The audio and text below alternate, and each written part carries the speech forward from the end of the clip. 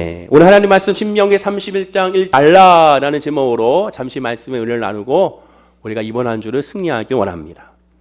오늘 본문에서 모세는 가나안 입경을 앞두고 있는 신세대들에게 율법을 다시 가르치고 있습니다. 하나님의 말씀으로 이제 하나님이 주시는 적과 꿀이 흐르는 땅에서 어떻게 살아가야 될 것인지를 가르치고 있는 것이죠. 그래서 그 가르침을 신명기라고 우리가 표기하고 오늘날 우리가 묵상하고 있습니다. 모세는 이 신명기를 통하여 자신의 은퇴를 선언하고 그리고 후계자로 여호수아를 지목하여 일종의 고별 설교, 고별 연설을 하고 있는 것이 이 신명기인 것을 확인할 수가 있습니다.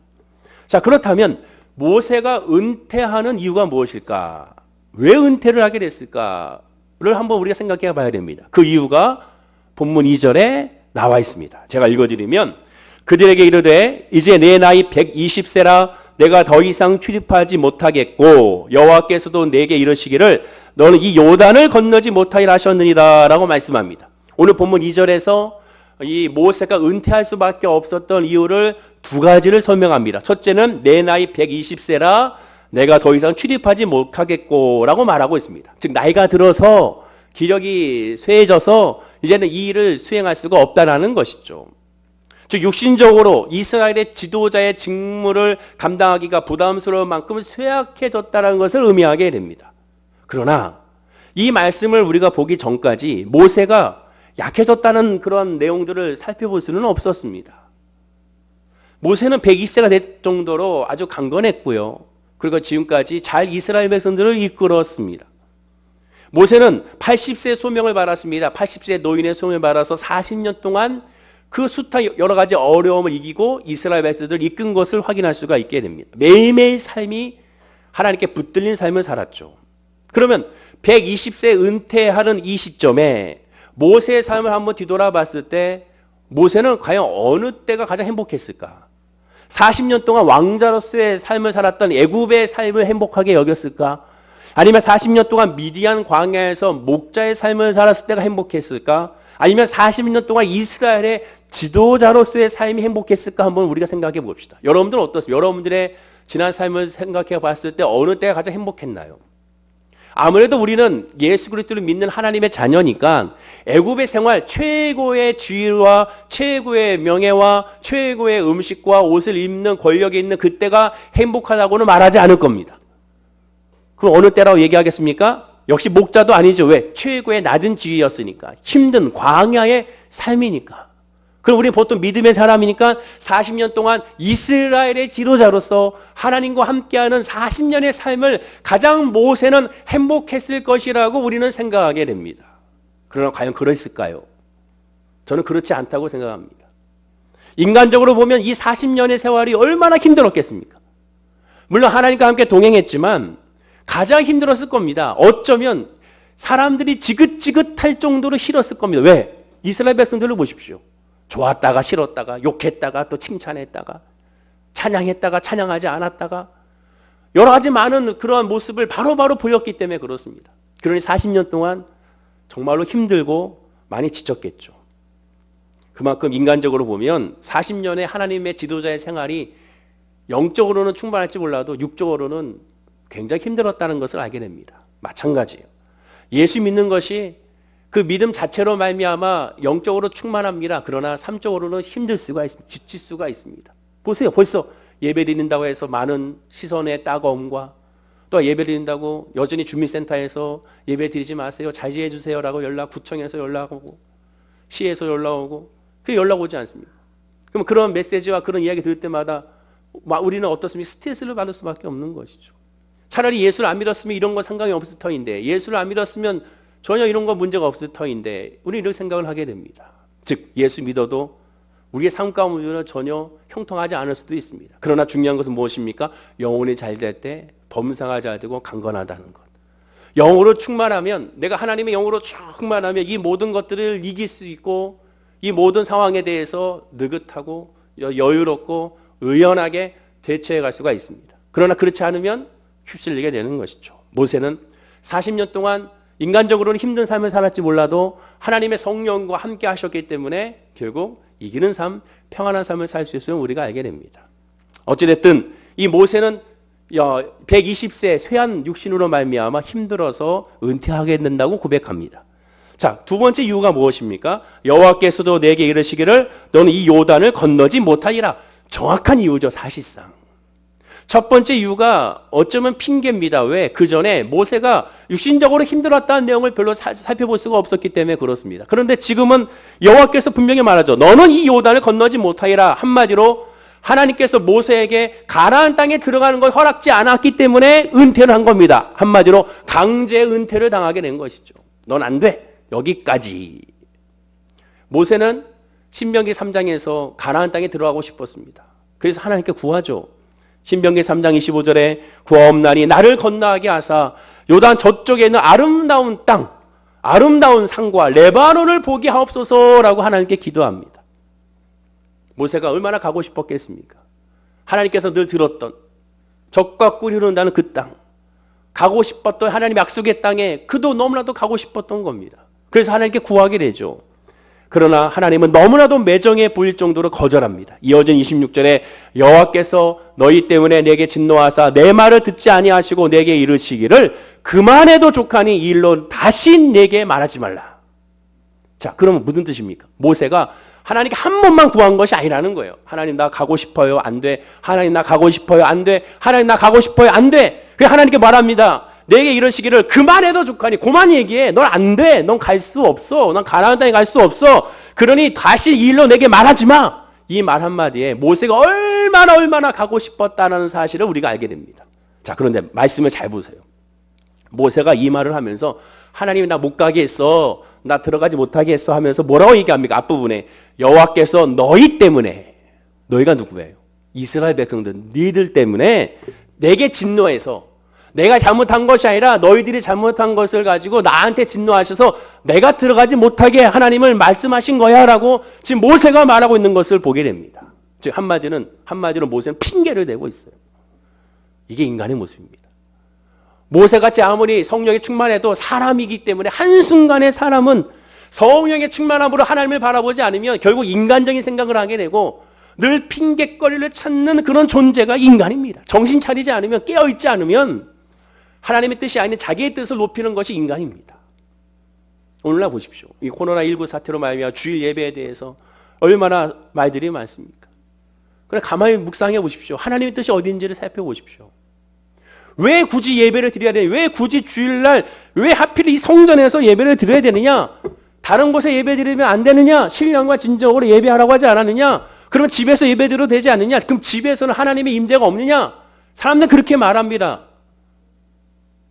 성경을 몰라서 그렇죠. 복음을 몰라서 그렇습니다. 물론 맞아요. 장소가 중요한 것이 아니에요, 여러분. 장소가 중요한 것이 아니라 어느 곳에 있든지 예배하면 좋습니다. 거기서 하나님의 은혜를 체험하면 돼요. 근데 이것을 알아야죠. 하나님이 만나시는 역사는 하나님이 만나줘야 됩니다. 아, 내가 오늘 하나님 11시에 내가 하나님 만날 거야. 그건 택도 없는 거죠. 내가 만날 거야. 하나님 만나주셔야 만나는 거예요. 예배는 하나님이 받으셔야 되는 거예요. 그게 예배예요. 내가 내일 하나님 만날 거야. 내가 다음 주에 하나님 만날 거야. 자기가 하나님입니다. 하나님이 만나주셔야 돼요. 연락하셔야 되는 거예요. 하나님이 응답하셔야 되는 거예요. 향기로운 향을 하나님 피웠을 때 그 향기를 하나님 흠향해 주셔야 되는 거예요. 그래야 되는, 만나주셔야 되는 거예요. 성경의 인물을 보세요. 아브라함부터 시작하여 갑자기 하나님께서 아브라함에게 장막에 나타나셔서 아브라함아 부르십니다. 야, 아브라함아, 내가 메로메치 몇 시에 너를 만나러 갈 테니까 너는 그때 준비하고 있어. 그렇게 말씀하지 않아요. 하나님의 절대적인 주권으로 만나십니다. 하나님이 야곱을 만나십니다. 길가에서, 도망치는 길가에서, 그 베델에서 하나님을 만납니다. 하나님이 이삭을 만나시고 마찬가지입니다. 다윗도 마찬가지입니다. 솔로몬도 마찬가지입니다. 모세도 마찬가지입니다. 불이 타는 떨기나무 가운데 하나님 갑자기 만나주십니다. 그 얘기는 뭡니까? 내가 만나고 싶어서 만나는 것이 아니에요. 예수님의 제자들에게 말씀하고 있지 않습니까? 기다리라. 성령의 임재를 기다리라. 예루살렘을 떠나지 말고 기다리라. 왜? 주체는 내가 아니라 하나님이기 때문에 그렇습니다. 근데 내가 만나려고 그래요. 내가 예배하려고 그래요.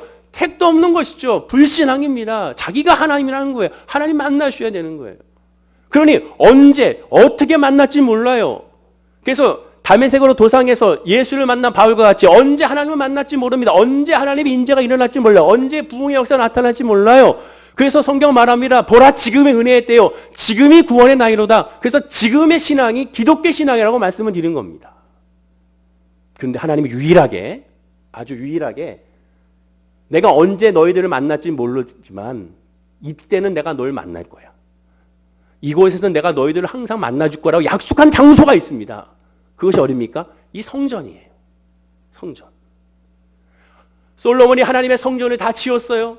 하나님께 감사로 성전을 봉헌합니다. 그때 밤에 하나님께서 꿈에 나타나셨습니다. 역대하 7장의 내용입니다. 근데 하나님 말씀하십니다. 내가 이 성전을 내가 아름답게 하고 이 성전에서 내가 너의 기도를 들으고 이 성전에 내 마음과 내 눈과 내 귀가 항상 이 성전에 있을 것이다 라고 말합니다. 약속하신 거예요. 언제 하나님이 만날지 몰라요. 언제 하나님 내 기도를 들을지 모릅니다. 하나님의 임재가 언제 임할지 몰라요. 근데 이 성전에서는 내가 무조건 만나주겠다는 그것이 교회예요. 그래서 이 교회 성전의 중요성입니다. 그리고 복음의 특징이 하나는 또 무엇이냐? 어디서든지 예배드려, 인터넷 예배드려도 좋아요. 영상으로 예배드려도 좋아요. 혼자 예배드려도 좋아요. 근데 문제는 뭡니까? 정말 하나님을 만난 사람의 특징은 어떻게 됩니까? 구원은 개인적이라는 걸로 제가 계속 말씀드려요. 구원은 개인적인 거예요. 아버지가 목사라고 아들이 구원받은 것이 아니라고 말씀을 드렸어요. 구원은 지극히 개인적인 겁니다. 근데 그 개인적인 구원이 내가 하나님의 구원을 받고 하나님의 은혜 안에 충만하게 거하게 되면 어떻게 됩니까? 그 개인적인 구원이 공동체로 향하게 돼 있어요. 그게 복음의 특징입니다. 왜? 인간은 연약한 존재로 서로 연합하는 공동체로 하나님께서는 만들어 주셨기 때문에 그렇습니다. 예수는 포도나무요, 너희는 가지니. 우리는 다 가지예요. 가지는 서로 붙어 있어야 돼요. 어디에? 예수 그리스도라는 줄기에 붙어 있어야 되는 거예요. 그래서 내가 구원을 받았어요. 내가 하나님의 은혜를 받았어요. 내가 성령에 충만했어요. 그럼 내가 성령에 충만하면 어떻게 됩니까? 아, 나 혼자 구원받으면 어떻게? 나 혼자 이 은혜를 누리면 어떻게? 나 혼자 이 사랑 안에 있으면 어떻게? 함께 해야 돼. 내 자녀에게 알려줘야지. 내 부모에게 알려줘야지. 내 친구에게 알려줘야지. 내 사랑하는 남편과 아내에게 알려줘야지. 그리고 그것을 전하게 되는 겁니다. 사마리아 여인을 보십시오. 예수님의 사마리아 여인을 만났습니다. 그리고 그 만나서 그에게 메시아인 것은 내가 바로 그다. 이 생명수를 먹으면 내가 구원을 얻는다. 목마르지 않는다. 그 말을 듣는 순간 이 사마리아 여인이 예수를 깨달았습니다. 메시아를 깨달았어요. 그리스도를 깨달았어요. 구원 얻었어요. 야, 내가 이제 구원 얻었으니, 내가 예수를 만났으니, 예수여, 내일도 나만 만나주세요. 모레도 나만 만나주세요. 그 다음도 나만 만나주세요. 내가 이 자리에 오겠습니다. 나만 만나주세요. 이렇게 하지 않았습니다. 어떻게 했습니까? 물 웅덩이를 내버려 두고 동네로 들어가 수많은 동네 사람들에게 와보라 이거죠. 메시아를 만났다. 메시아가 저기 계시다. 그리스도가 저기 계시다. 그들과 함께 다 이끌고 예수께 나와서 복음을 듣고 우리와 더 함께 있기를 청하고 같이 모여서 예배하고 기도하고 있는 것을 보게 됩니다. 이거의 복음의 특징이에요. 예수를 만났다고요? 성령에 충만했다. 근데 혼자 예배드립니까? 복음 안에 있는 사람이 아닙니다. 우리가 식당에서 맛있는 음식을 먹어요. 와, 정말 맛있어요. 근데 먹으면 어떤 마음이 듭니까? 아, 나 혼자 오면 안 되는데. 아내하고 함께 가야지. 자녀들 함께 가야지. 아, 우리 어머님이 좋아하시는 건데. 우리 아버지가 좋아하시는 건데. 다음에 함께 와야지. 하나님의 은혜 안에 거하는 사람은 혼자 예배 드릴 수가 없습니다. 예수님 말씀하시잖아요. 두세 사람이 있는 곳에 내가 너희들과 함께 있을 것이다. 왜? 인간은 연약한 공동체이기 때문에 그래요. 근데 혼자 예배 드린다고요? 혼자 카페에서 성경 보면 된다고요? 혼자 하면 된다고요? 구원의 역사를 모르는 거예요. 복음의 역사를 모르는 거예요. 성령의 역사를 모르는 거예요. 말씀의 역사를 모르는 거예요. 그러니 안타깝죠. 본인은 구원받았다고 착각해요. 근데 그 구원이 혼자만 갖고 있으니 그것이 구원이 아닌데. 안타깝죠. 안타까운 겁니다. 그러니 주일날 예배 드리는 것이 너무 소중한 거예요. 그러니 함께 하고 싶은 거예요. 함께 나누고 싶은 거예요. 함께 기도하고 싶은 겁니다. 모세를 보십시오. 핑계를 대고 있습니다. 이게 인간입니다. 아무리 내가 성령 충만해도 결국 내가 원하는 대로 안 되면 핑계대고 남한테 전 거예요. 즉 코로나19 사태를 마치 교회가 문제인 것처럼 호도하고 있는 것을 보십시오. 너무 안타깝지 않습니까? 그런자 하나님은 말합니다. 아주 노골적으로 말해요. 아니야. 이 백성들 때문에 네가 못 돌아가는 것이 아니라 너 때문에 네가 못 돌아가는 것이라고 하나님은 노골적으로 얘기합니다. 어디서? 민수기 20장 12절에서 읽어드리면 여호와께서 모세와 아론에게 이르시되 너희가 나를 믿지 아니하고 이스라엘 자손의 목전에서 내 거룩함을 나타내지 아니한 고로 너희는 이 회중을 내가 그들에게 준 땅으로 인도하여 드리지 못하리라 하시니라. 보십시오. 여호와께서 모세와 아론에게 이르시되 너희가 누굽니까? 모세와 아론. 너희들이 나를 믿지 않았기 때문에 너희들이 못 돌아가는 것이지 이 백성 때문에 아니야라고 아예 그냥 확실하게 얘기해 주고 있지 않습니까? 핑계대지 말라는 거예요.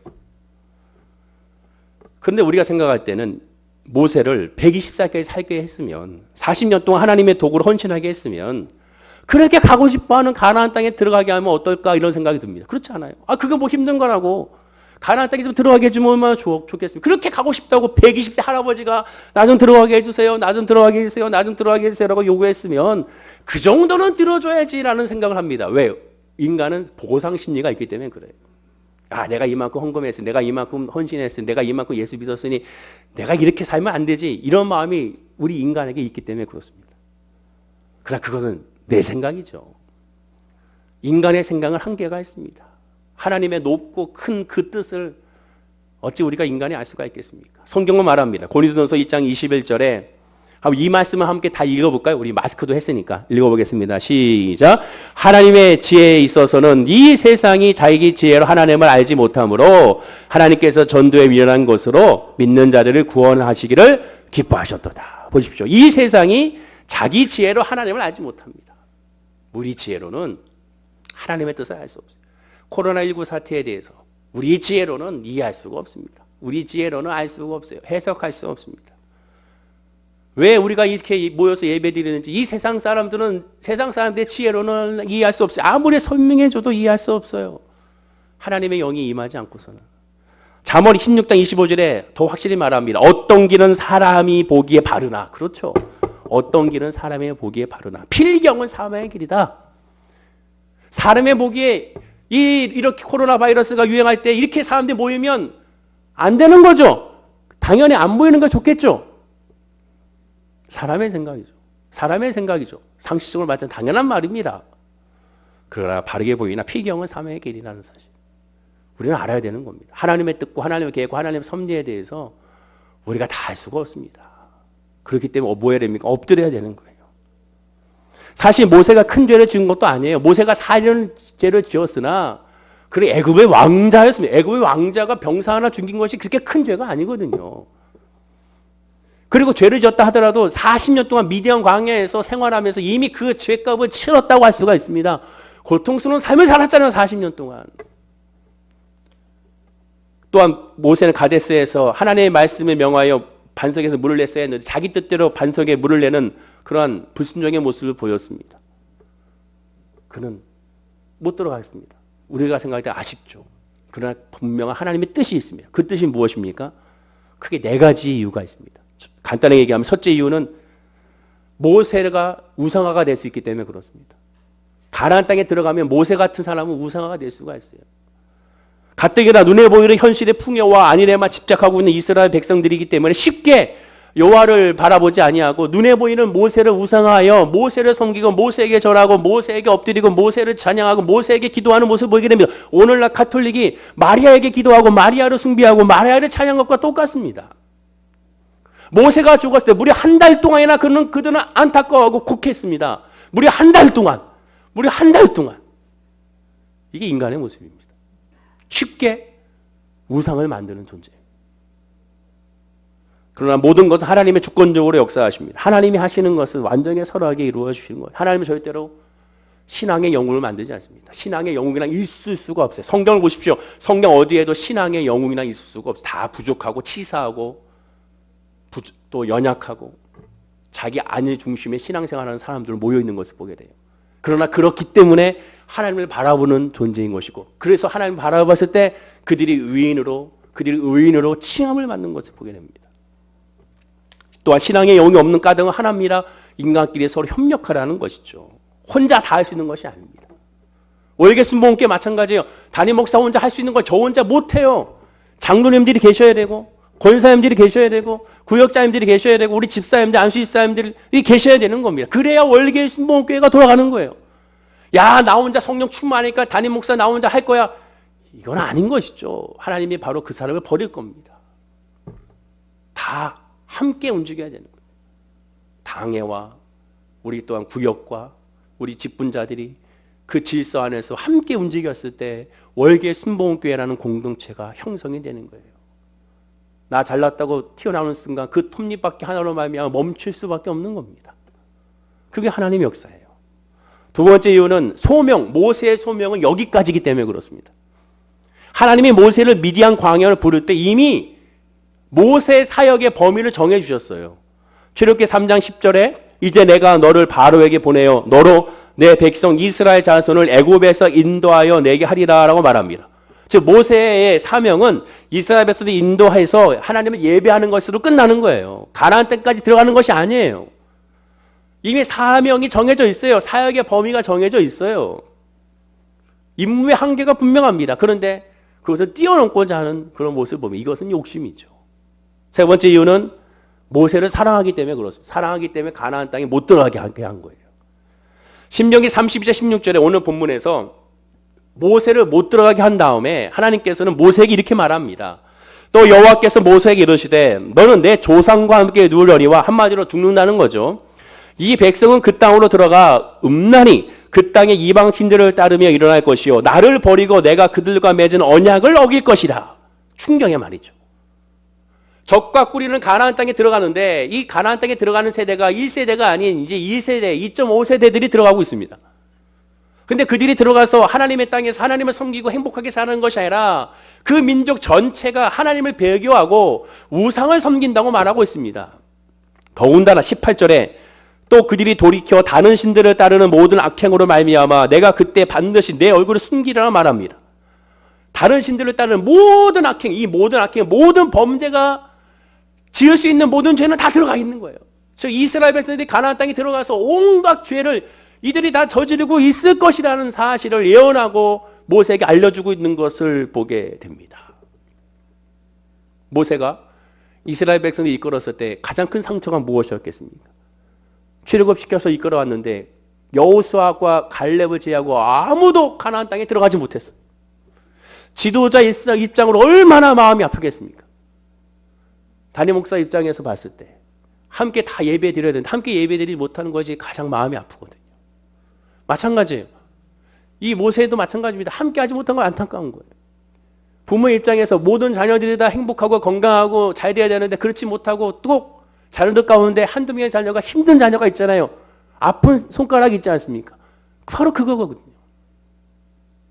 더군다나 이들은 우상을 섬겼습니다. 금송아지를 섬겼어요. 그런데 이 금송아지를 섬겼을 때 이스라엘 전체가 참여한 것은 아니었습니다. 일부가 금송아지 섬기는 데 참여를 했어요. 일부가 모세의 반역을 저질렀어요.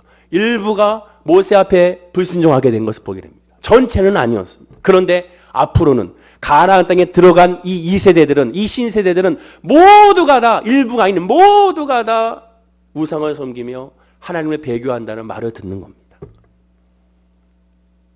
이스라엘 백성들에게 일부가 하나님을 섬기지 않았을 때 모세는 내 나를 생명책에 지워달 할 정도로 하나님께 구하고 간구했습니다. 안타까워하면서. 그런데 가나안 땅에 들어가서 이스라엘 백성 전체가 다 우상을 섬긴다고 하는 모습을 이 모세가 보게 되면 그의 아픔과 그의 상처가 어땠을까? 하나님은 누구보다도 모세를 잘 알고 모세를 사랑하셔서 그를 거기에 들어가지 하지 못하게 한 겁니다. 이사야 50장 1절에 의인이 죽을지라도 마음에 두는 자가 없고 진실한 이들이 거두어감을 당할지라도 깨닫는 자가 없도다. 의인들은 악한 자들 앞에서 불려가도다라고 말하게 됩니다. 이미 재앙이 있기 전에 하나님 의인들을 불러주신다는 거잖아요. 모세를 사랑하셔서 이러한 일이 당하기 전에 모세를 불러주신 겁니다. 그만큼 모세를 아껴준다는 것이죠. 그렇다면 어떤 뜻이 됩니까? 하나님은 지금 모세에게 엄격하고 냉정하게 벌을 주는 것이 아니라 따뜻한 은혜와 자비로 그를 품어주시는 겁니다. 우리가 생각할 때 왜 나를 허락하지 않습니까? 왜 나에게 이렇게 대해 주십니까? 하나님 왜 나에게 응답 없습니까? 그러나 그것이 우리에게 오히려 큰 은혜일 수 있음을 우리가 기억해야 되는 거죠. 왜 이 코로나19로 말미암아 한국 교회가 힘듭니까? 우리 월계 신복의 성도들이 힘들게 합니까? 왜 그로 말미암아 물질이 힘듭니까? 가정이 힘듭니까? 그러나 그 안에 분명한 또 하나님의 은혜의 메시지가 있음을 우리가 기억해야 한다는 겁니다. 네 번째 이유는 여호수아를 후계자로 세우기 위함입니다. 본문 3절과 7절에 보면 여호와께서 이미 말씀하신 것과 같이 내 하나님 여호와께서 너보다 먼저 건너가사 이 민족들을 내 앞에서 멸하시고 내가 그 땅을 차지하게 할 것이며 여호수아는 내 앞에서 건너갈지라. 모세가 여호수아를 불러 온 이스라엘 목전에서 그에게 이르되 너는 강하고 담대하라. 너는 이 백성을 거느리고 여호와께서 그들의 조상에게 주리라고 맹세하신 땅에 들어가서 그들에게 그 땅을 차지하게 하라라고 말씀합니다. 모세를 이제 후계자로 세우기 위하여 은퇴를 하게 되는 것이죠. 예수님도 말씀하셨습니다. 마가복음 2장 22절에 새 포도주를 낡은 가죽 부대에 넣는 자가 없나니 만약 그렇게 하면 새 포도주가 부대를 터뜨려 포도주와 부대를 버리게 되리라. 오직 새 포도주는 새 부대에 넣느리라 하시니라 라고 말씀하게 됩니다. 그래서 모세는 이제 후계자에게 넘겨주고 그 사명을 이제 이행하면서 이제 하나님의 사람으로서 돌아가게 만드는 하나님의 뜻인 것을 보게 됩니다. 하나님의 일에 있어서 절대로 천재나 슈퍼맨이 없습니다. 아까 말씀드린 것처럼 하나님은 혼자 다 하게 만들지 않습니다. 왜? 교만해지니까.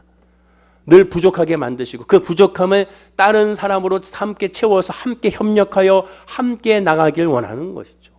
저의 부족함에 우리 장로님들이 함께 해주시고 우리 당의 부족함에 우리 권사님 안수집사님들 성도님들이 함께 해주셔서 우리 올게순복음교회가 돌아가게 되는 것이고 하나님 앞으로 나가게 되는 겁니다. 하나님의 역사는 누구에게나 보편적으로 이렇게 역사한다는 사실을 우리가 기억해야 돼요. 매뉴얼이라는 것이 없어요. 하나님 역사는 정해진 매뉴얼이 없어요. 제가 말씀드렸잖아요. 성경에 여리고 사건은 딱 한 번이라고, 홍해가 갈라지는 기적도 한 번이라고 말씀을 드렸습니다. 나사로야 나오라, 그 사건도 단 한 번입니다. 오직 한 번의 사건이에요. 그 사람에게 맞는 하나님의 역사라는 사실을 기억해야 되는 겁니다. 이 네 가지 이유가 모세에게만 적용되는 것이 아닙니다. 하나님 믿는 저와 여러분에게도 다 동일하게 역사가 되는 거예요. 자, 그런데 오늘 본문에서 후계자 여호수아에게 즉 120년 동안 살아오면서 40년 동안 지도자로 생활하면서 이제 이 모세가 여호수아에게 권면을 합니다. 보통 여러분들 40년 동안 이렇게 하나님의 일을 하고 120세 때 살아왔으면 권면을 한다면 정말 얼마나 많은 권면을 할 수가 있겠습니까? 그런데 그 권면하는 데 있어서 딱 한마디만 결론합니다. 한마디만 권면하고 있습니다. 본문 6절입니다. 우리 다 함께 읽어볼까요? 자, 시작. 너희는 강하고 담대하라. 두려워하지 말라. 그들 앞에서 떨지 말라. 이는 내 하나님 여호와 그가 너와 함께 가시며 결코 너를 떠나지 아니하시며 버리지 아니하실 것임이라 하고, 강하고 담대하고 두려워하지 말라, 이 말만 합니다. 이 말만 해요. 제가 교회 학교에 있을 때 전임 사역자를 통해서 이제 사역을 이제 물려받습니다. 그랬더니 막 구구절절하게 얘기해 주는 거예요. 와, 인수인계를 하는데 인수인계가 끊이지 않게 계속 얘기를 하는 겁니다. 근데 그때는 처음 사역의 시작이니까 잘 들었죠. 아, 그래. 근데 생각해 보면 사역하다 보니까 별 중요한 얘기도 아닌데 그걸 그냥 구구절절하게 또 매뉴얼도 어마어마하게 만들어가지고 야, 이거 어떡하냐, 큰일 났다 생각했는데 생각해보면 아무것도 아닌 거예요. 일을 그냥 만든 거죠. 40년 동안 하나님의 사역을 했던 이 모세가 여호수아에게 얼마나 하고 싶은 말이 많았겠습니까? 그런데 이거를 한마디로 줄여버립니다. 강하고 담대하고 두려워하지 말라. 성경에서 가장 많이 반복된 하나님의 말씀의 명령이 두려워하지 말라라고 어떤 학자가 말하더라고요. 세워보지 않았지만 그분이 세워봤더니 365번에 두려워하지 말라라는 말씀이 나온다고 합니다. 365번이라는 것은 365일 동안 늘 두려워하지 말라라는, 매일매일 두려워하지 말라는 하나님의 뜻이 거기 있다라고 그 사람이 얘기하더라고요. 그런데 이 두려움의 대상이 무엇입니까? 한번 화면과 함께 읽어볼까요? 시작. 내 하나님 여호와 그가 너와 함께 하시며 결코 너를 떠나지 아니하시며 버리지 아니하실 것임이라. 두려워하지 말라고 하면서 그 두려움에 대해서 설명합니다. 뭡니까? 세상이 아니에요. 하나님이 함께하느냐 함께하지 않느냐, 이것에 대해서 두려워하지 말라는 거예요. 지금 두려운 대상이 지금 여러분 뭐가 두렵습니까? 코로나19가 두렵습니까? 사진과 같이 이 바이러스가 두려운가요? 지금 우리가 두려워야 될 것은 이것이 아닙니다.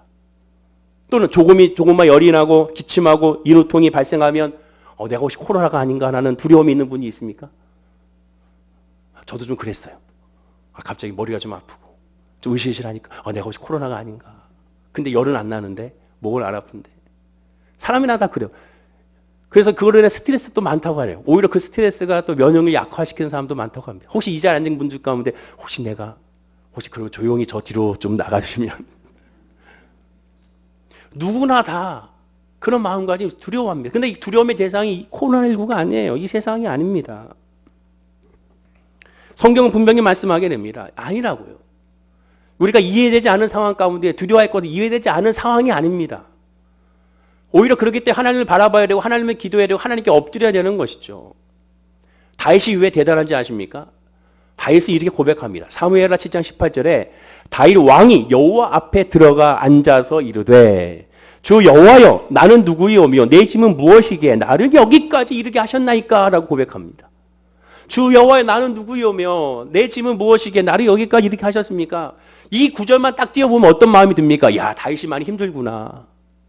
다윗이 가정에 문제가 생겼구나. 다윗이 지금 너무나도 고통스럽구나. 그러니 내가 누군지, 왜 내 집이 무엇이기에 이렇게까지 이렇게 했는지 이것에 대해서 하나님께 한탄하고 있구나. 이렇게 생각할 수 있습니다. 그러나 정반대예요. 힘들 때 이런 말을 하는 것이 아니에요. 1절을 보면 이렇게 말합니다. 여호와께서 주의 모든 원수를 무찌르사 왕으로 궁에 평안히 살게 하실 때 다윗이 아무 문제가 없어요.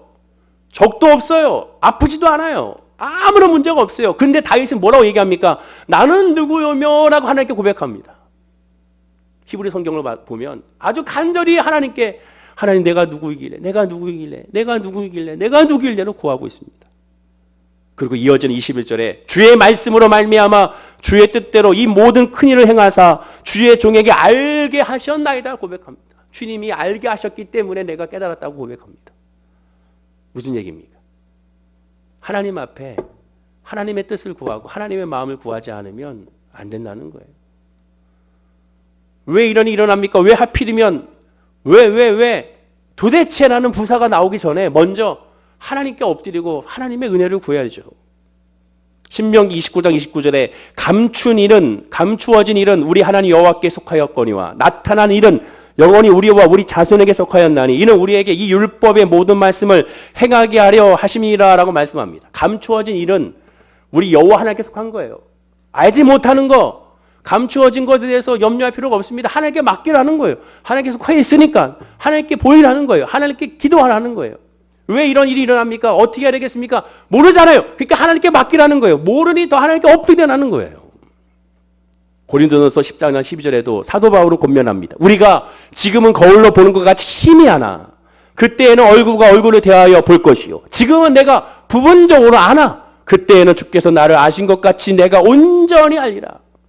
우리가 지금은 거울로 보는 것 같이 희미합니다. 코로나19의 사태에 대해서 이러한 어려움에 대해서 희미해요.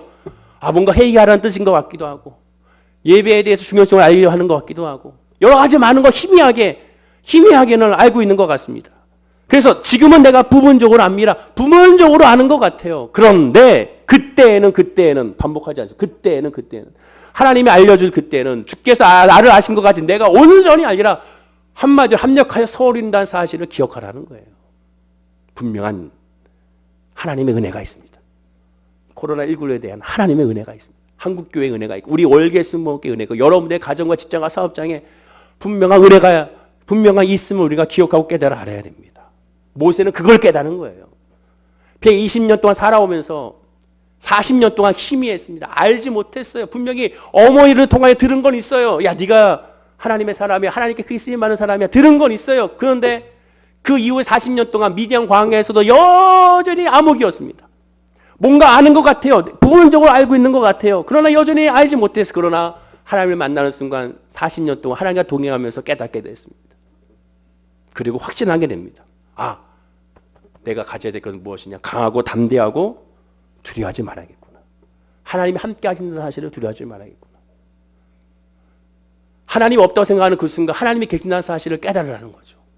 하나님의 내 형편을 모른다고 생각하지 말라는 겁니다. 하나님은 다 아신다는 겁니다.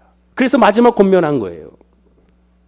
우리에게 가장 필요한 권면이 하나님이 우리와 함께 하신다는 사실을 잊지 않는다는 것이라고 성경은 우리에게 말씀해주고 있게 되는 겁니다. 동시에 한마디 더 권면합니다. 뭐라고 권면합니까? 그들 앞에서 떨지 말라라고 권면합니다. 하나님이 우리와 함께 한다는 사실을 깨닫는 순간 그것을 깨닫는 사람은 뭐 해야 됩니까? 떨지 말아야 돼요. 어디? 그들이 누굽니까? 가나안 족속. 동시에 여호수아에게 말씀한 거니까 이스라엘 백성 앞에서. 가나안 족속과 이스라엘 백성 떨지 말라. 자, 이 말씀을 잘 봐야 돼요. 그럼 가나안 사람들을 두려워하지 말라는 뜻입니까? 이스라엘 백성들을 두려워하지 말라는 뜻입니까? 아니에요. 잘 보셔야죠. 그들 앞에서 떨지 말라. 하나님이 너와 함께 하시니까 그들 앞에서 떨지 말라. 그들을 두려워서 그들 때문에 두려워서 떠는 것이 아니라 그들 앞에서 염려하는 모습, 걱정하는 모습, 떠는 모습, 이 모습을 보이지 말라는 거예요. 그들을 두려워하는 것이 아니라 그들 때문에 떠는 것이 아니라 하나님이 계시지 않은 것에 대한 두려움으로 그들 앞에서 염려하지 말라는 겁니다. 우리가 하나님 앞에 우리가 못하는 것이 바로 그것이죠. 믿으면 좋은 것 같으나 세상 사람들 앞에서 두려워 떨어요. 갈팡지팡해요. 하나가 되지 못해요. 제가 너무 안타까운 것이 이럴 때 한국교회가 하나가 되면 얼마나 좋을까. 한 목소리가 나왔으면 얼마나 좋을까. 세상은 결코 선하지 않습니다. 제가 걱정되는 것은, 여러분들 기도해 줄 것은 많은 대형교회가 오늘까지 온라인 예배로 드립니다. 다음 주부터는 정상 예배로 돌아갈 거예요. 주일 예배만큼은. 그럼 어떻게 될까요? 세상 사람들은 더 어마어마한 공격을 할 겁니다. 지금 2주 동안 온라인 예배 드렸는데 왜 또 드리려고 하느냐? 좀 더 연장해라. 차라리 처음부터 예배를 드렸더라면 저들은 예배를 드리는 사람들이니까 오히려 나중에 사람이나 족속을 인정해 버립니다. 그리고 철저하게 예배 드리고 오고자 하는 사람들에 대해서 우리가 뭐라 할 수는 없다. 예배 드리는 사람들 철저히 우리가 방역하고 또한 그들을 위해서 철저히 마스크 쓰게 하고 철저하게 우리가 또 나갈 때나 들어갈 때나 계속 뿌려대고 여러분도 나갈 때 꼭 뿌리고 가시기 바랍니다.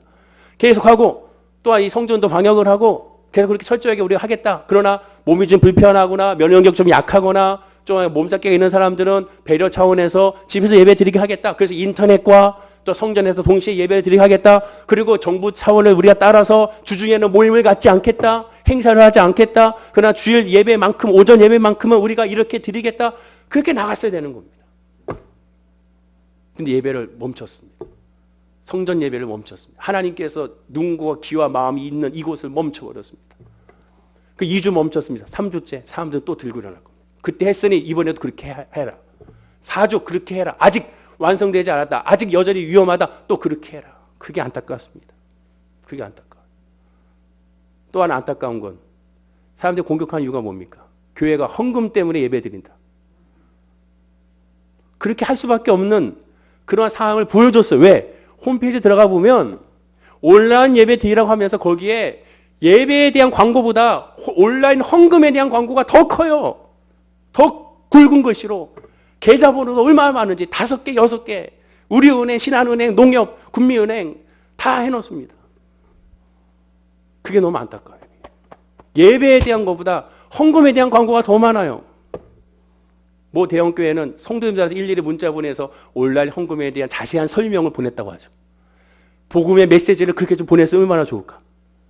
사진까지 찍어가지고 어르신들 못하니까 홈뱅킹 하는 방법 이런 것들. 그러니까 안타까워. 온라인 헌금 이런 거는 예배를 드리고 하나님의 은혜 안에 있으면 성도에 이제 헌금하게 되어 있어요. 그걸 주위에 걱정할 필요가 없어요. 그래서 그걸 놓고 기도해야죠. 거기다가 그냥 대문자 마켓 다 온라인 헌금 하니까 믿지 않은 사람들 봤을 때, 야, 이거 돈 때문에 예배 드리려고 하는 거, 돈 때문에 주일날 모이기를 포기하지 않는 이런 생각이 들게 됩니다. 물론 물질적인 걸 필요합니다.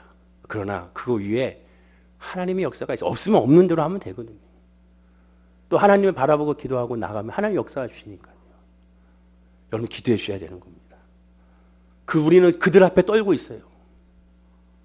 그들 앞에서 떠는 모습을 보이고 있어요. 그들 앞에서 바슬바슬 떨고 있어요. 그러니까 빛의 역할을 소금의 역할을 못하는 거예요. 저부터 시작해 우리 모두가 다 이 세상에서 그런 모습을 보이지 마. 담대해야 되는 거예요. 당당하게. 하나님의 영으로 깨닫지 못한 그들을 향하여 하나님의 영을 깨닫는 우리가 하나님이 우리 함께 하시는 걸 믿는다면, 하나님의 역사를 믿는다면, 하나님의 돌보심을 믿는다면 뒤로 물러가지 말고 우리가 해야 될 건 해야 되고 현실적으로 우리가 또 해야 될 것도 해야 되며 하지 말아야 될 건 정확하게 안 하고 그리고 분별할 수 있는 은혜가 우리에게 있을 때 그로 말미암아 승리할 수가 있고 평안할 수가 있습니다. 성경에 보십시오. 교회가 칭찬받는 이유가 무엇입니까? 구제해서가 아니에요. 성경 분명히 나와 있어요. 구제했기 때문에 칭찬받은 것이 아니에요. 그들에게 도움을 줬기 때문에 칭찬받은 것이 아니에요. 그들이 하나님을 예배하고 찬양하는 것을 보고 그들이 칭송을 받았다고 했습니다. 바로 그거거든요. 오늘 본문 3절에 보십시오. 우리 다 함께 한번 읽어볼까요? 마지막으로. 자, 3절입니다. 시작. 여호와께서 이미 말씀하신 것과 같이 내 하나님 여호와께서 너보다 먼저 건너가사 이 민족들을 내 앞에서 멸하시고 내가 그 땅을 차지하게 할 것이며 여호와는 내 앞에서 건너갈지라. 이미 하나님은 답을 줬어요. 이미 말씀하신 것 같이 이미 말씀했지 않았느냐. 하나님께서 너보다 먼저 건너가서 가나안 땅에 건너가셔서 그곳에 가셔서 그들을 다 이미 멸했고 그리고 그 땅을 이미 차지하게 했고 그리고 여호와께서 너희들 이끌어 주셨다라고 이미 선언하고 있는 것을 보게 됩니다. 하나님 먼저 다 행하신다는 것이죠. 그것이 믿음이고 그것이 신앙입니다. 우리도 마찬가지입니다. 우리가 두려워할 이유가 없는 것은 하나님 우리와 함께 하시기 때문에 이미 다 합력과의 선을 이뤘으면 우리가 믿고 나가야 되는 것이죠. 그리고 그 믿음으로 말미암아 우리가 서로를 위로하고 그 믿음으로 승리해 나가는 모습이 우리 교회와 우리 한국교회와 이 나라 이민족이 되어야 될 줄로 믿습니다. 하나님을 진정으로 두려워하지 않게 되면 사람을 두려워하지 않습니다. 환경을 두려워하지 않습니다. 아니 두려우면 그래서 하나님 앞에 더욱더 엎드리게 됩니다. 정말 두려운 것은 내 안에 하나님의 은혜가 없는 겁니다. 지난 일주일 동안 수요일 예배와 금요 예배 때는 우리가 함께 하지 못하니까 수요 예배 금요 예배 때는 이곳에 혼자 이 성전 그 시간에 성전에서 혼자 기도했거든요. 근데 그런 기도가 나옵니다. 하나님 제발 가짜가 되지 않게 하옵소서. 또 하나 하나님의 뜻이 아니면 하나님께서 원치 않으면 행하지 않게 하옵소서. 그리고 그것을 알게 하옵소서. 주여 나는 가짜 종이 되기 싫습니다. 가짜 신앙이 되기 싫습니다. 하나님 진짜가 되게 하옵소서. 그리고 하나님 앞에 하나님의 이름으로 교만치 않게 해달라고 또 기도하게 됩니다. 그 기도밖에 나오지 않습니다. 우리가 오늘날 기도하고 간구해야 될 것이 바로 하나님만 바라보고 믿음이란 무엇인지를 다시 한번 깨닫고 하나님께 엎드리게 되면 우리는 승리하게 될 줄로 믿습니다. 코로나19로 말미암아 사람들 앞에서 두려워하지 말고 우리가 의연하게 대처해 나가고 영적 분별로 나아가는 우리 성도님들이 되어야 될 줄로 믿습니다. 반드시 그런 믿음으로 말미암아 우리는 승리하게 되고 열매 맺고 이 또한 지나가게 될 텐데 지나고 나서 뒤돌아봤을 때 그때 숨겨진 하나님의 은혜가 그것이었구나. 이로 말미암아 우리가 이만큼 성장했구나. 그걸 깨닫는 역사가 반드시 우리에게 오게 될 줄로 믿습니다. 기도하겠습니다. 아버지 하나님 감사합니다.